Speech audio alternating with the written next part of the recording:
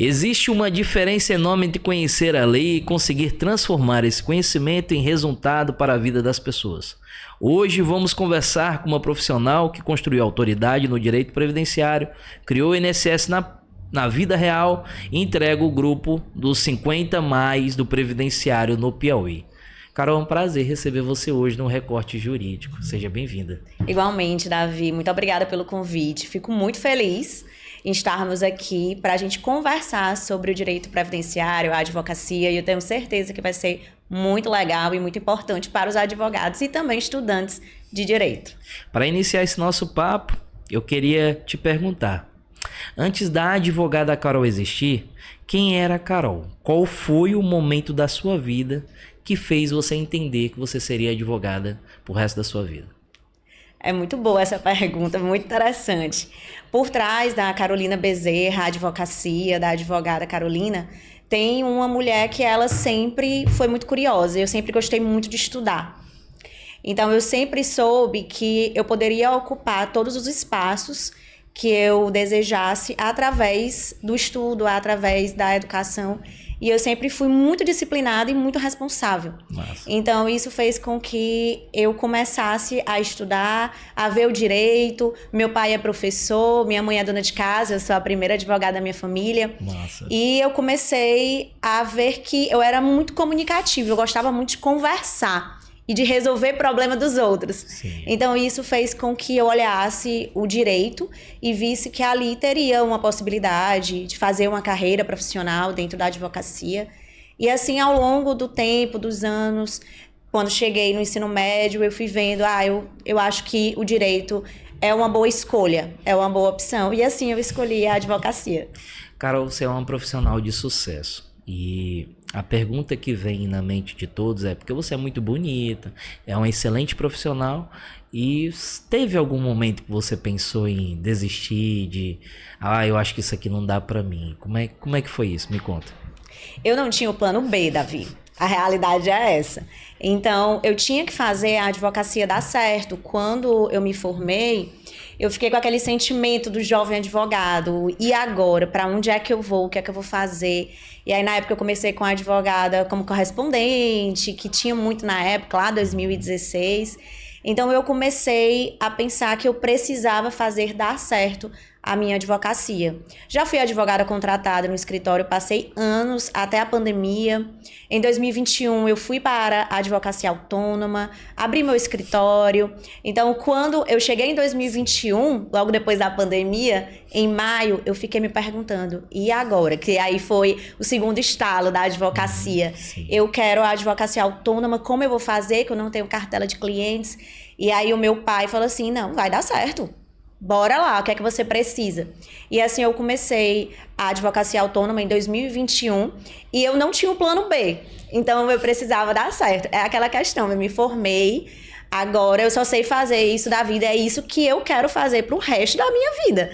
Então essa questão de desistir, eu nunca tive esse desejo. Claro que tem dias que não são tão bons, tem mês dentro da advocacia que você já ganha muito bem, tem outro mês que você não ganha tão bem sazonal, assim. né, Carol? É muito sazonal. Então, claro que você fica triste, nem todos os dias você acorda feliz e contente, mas desistir de fato nunca foi uma opção pra mim, não.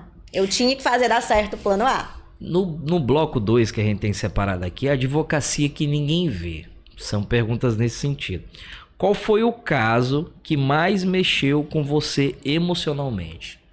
Davi, eu acho que todos os casos, principalmente quando você atua no direito previdenciário, que é minha área, é uma advocacia que exige muita humanidade, muito respeito e muito compromisso e compaixão com aquela família. Então, se eu for falar um caso, eu acho que eu posso te citar o meu primeiro BPC Loas, sendo advogada autônoma, lá em maio de 2021, aonde a mãe já chegou com a negativa do INSS, totalmente sem esperanças, aquela questão de que, eu vou falar com essa advogada e ela vai ser aqui minha salvação, minha última esperança. Então, quando ela chegou com a negativa, com o filhinho dela do lado, ele era autista suporte 3, então era não verbal, era uma situação bem complexa. Sim. E nós conseguimos, na justiça, reverter a decisão. Então, no direito previdenciário, eu tenho vários casos, todos os casos em que a gente tem uma carta de concessão, aposentadoria, BPC, a pensão por morte, o salário maternidade, são benefícios que transformam a vida daquela pessoa. Mas esse em especial, que foi o meu primeiro caso de BPC, a primeira vez que eu atuei, já, né, ele já veio com a negativa, então eu tive que trabalhar ali em cima da negativa para o benefício ser concedido. Ele foi o mais marcante dentro da minha advocacia. A gente vê que toda advocacia de sucesso ela é baseada em erros e acertos. É o que você fez no passado, que você hoje aplica no INSS na vida real, para que as pessoas não caiam no mesmo erro. Eu acredito que é interessante a gente pensar como um todo, porque quando você se forma, você é o jovem advogado, às vezes você quer abraçar o mundo, né? Você não pensa ali no nicho para você se especializar. Então, quando eu me formei, eu queria abraçar o mundo como um todo. Sim. E a gente precisa entender que não é assim que funciona dentro da advocacia. É importante você ter um nicho específico, estudar bastante esse nicho, se especializar, ter uma autoridade, que vai ser a constância que você vai fazendo aquilo. Sim. O hábito é que vai fazer com que você venha a ter autoridade e confiança no seu trabalho, para você passar essa confiança também para o seu cliente. Então, eu acredito que, na época, eu queria abraçar o mundo, mas não dá pra gente fazer isso. Então, essa questão que eu acho que eu colocaria o pezinho no freio, um pouquinho, iria ver o melhor nicho ali para atuar, que foi o que eu fiz em 2021, quando eu escolhi a advocacia previdenciária. Qual é a maior mentira que o advogado conta para si mesmo que impede o crescimento dele? Eu acredito que é o esperar ficar bom para poder começar. Eu acho que eu não tô boa o suficiente. Eu acho que a hora não é agora. Mas se a gente parar para pensar, nunca vai ser aquela hora, né? Então, você precisa entender que a advocacia, ela é de construção. Perfeito. É degrau por degrau, é um processo. Não precisa você estar pronto para você começar. Eu dei até um conselho para um jovem advogado que conversou comigo recentemente no congresso, e ele disse assim: não, doutora, mas na minha casa é muito ruim para gravar o vídeo. Não fica bonito, não tem um espaço para isso. E eu disse para ele, por que você não utiliza, então, as salas da OAB?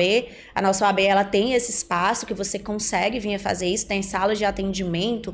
Então, você pode pegar um suporte do seu celular e gravar os seus vídeos, porque é justamente na construção em que você vai tendo essa confiança, como eu falei anteriormente, e é fazendo. É constância, até você tá lá, gerar autoridade e conseguir ali prospectar os seus clientes e fazer com que eles acreditem no seu trabalho. Concordo com você.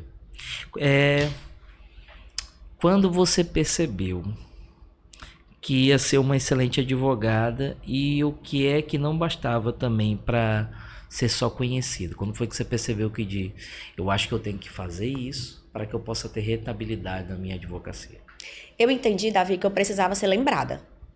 Então, eu precisava aparecer para eu ser lembrada. Perfeito. Porque eu via que tinha muitos advogados que eles eram ótimos tecnicamente, mas eles não eram lembrados dentro daquele nicho, por exemplo. Perfeito. E eu ficava pensando, eu dizia, meu Deus, mas esse advogado é excelente, mas numa roda ele não era lembrado. Então, eu percebi que eu precisava ser lembrada, e as indicações que surgiam no escritório, eu olhava e eu pensava, muito bacana, porque a Maria confiou no meu trabalho, conseguiu o benefício, aí ela me indicou para o João, e isso vira uma cadeia dentro da advocacia e vai fazer com que você vá prospectar os seus clientes. Essa indicação, ela é extremamente importante, e eu sempre vou achar que a gente precisa estar lá, ter relações, fazer o network de verdade. Sim. De fato, ter as relações para que você seja lembrada enquanto profissional, como ser humano competente para resolver o problema daquela pessoa. 7ª pergunta. Quem não produz conteúdo está perdendo clientes. Ou ainda é possível crescer só por indicação? Como é que você vê esse híbrido hoje aí no direito previdenciário? tudo se soma. A verdade é que eu percebo que a sociedade mudou. E a advocacia, ela precisa entender qual é o público. O público também mudou. Por exemplo, se você for contratar o serviço de um alfaiate, por exemplo. Se for uma indicação, você vai olhar na internet, você vai pesquisar por ele. É algo que hoje é muito instantâneo. Comum, de fato, você sempre vai procurar aquele profissional. Então, se a Maria me indicou, ela vai querer saber quem é a Carolina Bezerra. Então, ela vai no meu Instagram, que hoje é a maior plataforma, né? Rede social de maior alcance. Então, a pessoa vai no Instagram, vai ver o meu trabalho. Já pensou? A pessoa me indica para fazer um BPC, ela abre meu Instagram e eu não tenho nenhuma informação ali sobre o BPC. Eu não tenho nenhum conteúdo. Como ela vai confiar em mim? A indicação, ela é extremamente importante. O boca a boca, ele é muito válido e muito presente, forte na advocacia, principalmente na previdenciária, mas é claro que você precisa estar nas redes sociais. Concordo. É o TikTok, é o Instagram, é o Facebook, que as pessoas subestimam ainda o Facebook, mas tem muito público no Facebook também. Então, é fazer o seu conteúdo, como eu falei, ser lembrado. E você só vai ser lembrado se você estiver ali colocando o seu rosto para ser visto. Massa, grande sacada. Qual foi a maior transformação que você já viu acontecer em um aluno no INSS na vida real? O INSS surgiu porque eu percebi que muitos advogados estavam me mandando mensagem no direct do Instagram, no WhatsApp do escritório, querendo dúvidas, né? Tirando dúvidas. E aí eu pensei, por que eu não transformo isso num curso mesmo? Que eu já estava falando sobre o BPC Loas, já estava nessa vertente do direito previdenciário, nesse nicho.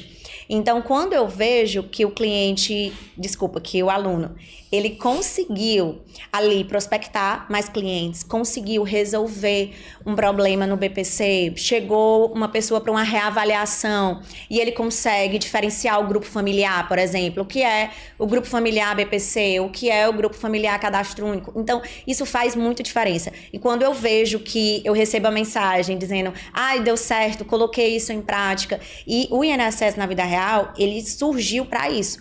E lá eu quero ensinar tudo, do momento do atendimento até o recebimento da RPV, até a carta de concessão do benefício. Que massa. E quando eu vejo isso, quando eu tenho um retorno desse aluno, do jovem advogado, do advogado experiente, que diz que conseguiu aquele caso, que conseguiu fazer uma boa instrução de acordo com as dicas que eu dei em sala de aula, eu fico muito feliz. Só pra eu aproveitar esse momento, quando é que vai ser o próximo INSS na vida real, Carol? Davi, nós estamos indo para a 3ª edição. Vai acontecer no dia 1º de agosto, aqui em Teresina, no Diamond Center, de 8 às 18 horas.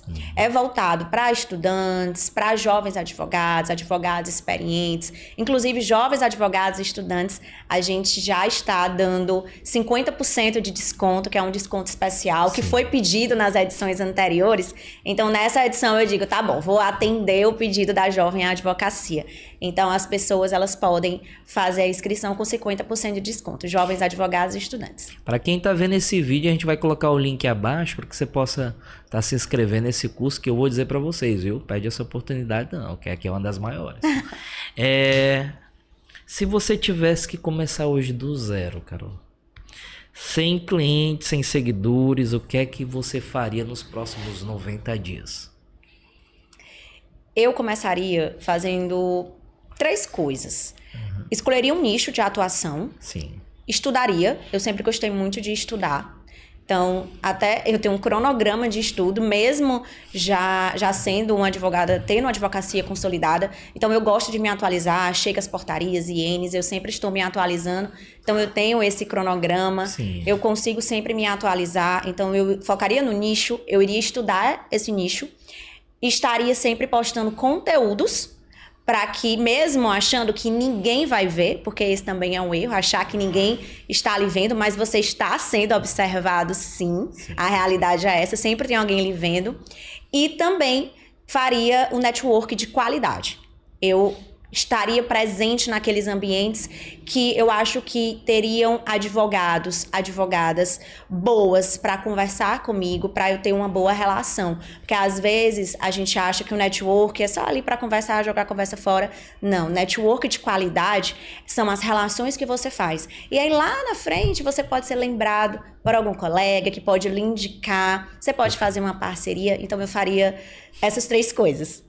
Aí você fala network de qualidade, OAB, associações, né, Carol? Isso, justamente. Eu posso até te dar um exemplo.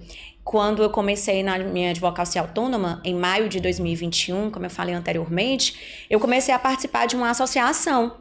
A APA, que é a Associação Piauiense da Advocacia. Então, ali eu comecei a ver que na advocacia você não está sozinho. Você tem pessoas que você pode conversar, fazer essa troca, parcerias são importantes. As relações, elas fazem sim diferença na nossa profissão. E aí veio a questão da própria OAB. Hoje está de portas abertas para toda a advocacia, tem as comissões. Então, essa questão do diálogo e das relações, ela faz muita diferença na vida do advogado. Para finalizar esse podcast, que eu digo, inclusive, que passou muito rápido, isso é muito agradável. Passou muito rápido. Viu? Daqui a 20 anos, o que precisaria acontecer para alguém dizer que a Carol Bezerra mudou da advocacia previdenciária? E como é que você se vê? Eu sempre busquei, nesses 10 anos de advocacia, ser muito ética e muito transparente. Sim. Eu sempre vou dizer que você não perde nada sendo uma boa pessoa.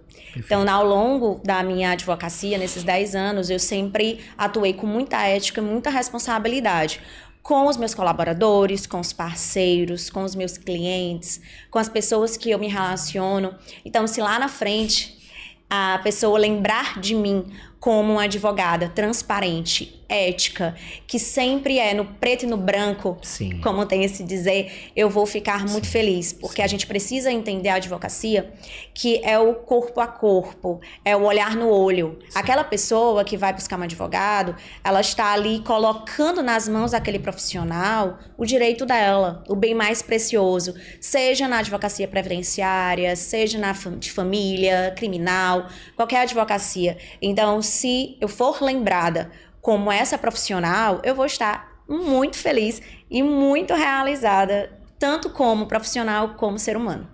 Agradeço a tua participação aqui no Record Jurídico, tá bom, Carol? E eu queria dizer que você é um destaque. Muito que obrigada. Para nós é sinônimo de gratidão ter você conosco no 50 Mais Prévio, que vai acontecer no dia 24 de setembro, e contar a tua biografia para todas as pessoas que estão nos assistindo. Para nós é sinônimo de gratidão, tá bom? Muito obrigada, Davi. Fiquei muito feliz. Volto a agradecer por estar presente como 50 advogados previdenciaristas mais citados do Piauí. Acredito que o trabalho de vocês é um trabalho muito sério.